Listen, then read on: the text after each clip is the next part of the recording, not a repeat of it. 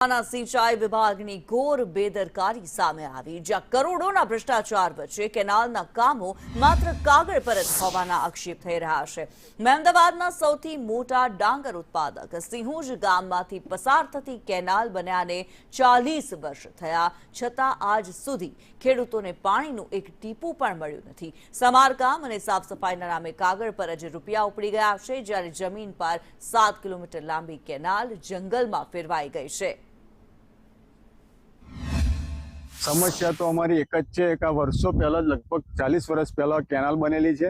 अत्यार सुधी आ केनाल में कोई पानी आयु नहीं और लगभग 2000 वीघा डांगर पकवते विस्तार है आ केनाल पर 7 किलोमीटर लांबी बनाएली है। नवचेतन थी आ माइनो चालू थाय छे अने अजात्यानी सीममां आनो एंड आवे छे अने वच्चे लगभग आ मैं कहूं एटला वीघा जमीन तो छे पण खेडूतोने कोई लाभ मळतो नथी। 40 वर्षથી जमीन ભોગવટો આવે। પહેલી વસ્તુ 50% પૈસા લોકોને મળ્યા નથી, પાણી તો મળ્યું જ નહીં।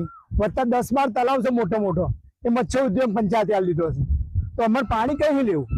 પાક બસ નિષ્ફળ જ જાય છે। વરસાદ પડે તો પાક નીકળ ગયું। ચૂંટણી સમયે આવે એ સમયે અમે એમને રજૂઆત કરીએ। વચ્ચે હવે ગૌતમસિંહ ચૌહાણ સાહેબ આવેલા, એમને ખુદ મેં રજૂઆત કરી કે સાહેબ કે જો સરકાર તરફથી અમને જે આર્થિક સહાય મળે છે કે ભાઈ ખેતીના 6000 વાર્ષિક પડે છે, વૃદ્ધ પેન્શન મળે છે, બીજા બધા પેન્શનમાં પણ જો ખેતી વિષયક છે એ અમને જો આ માઇનોનો લાભ મળી જાય તો તમે આ 6000 રૂપિયા ના મળે તે છતાં અમે પગભર થઈ શકીએ એમ છીએ, પણ અમને જો આ લાભ પાણીનો મળે તો અમારે પગ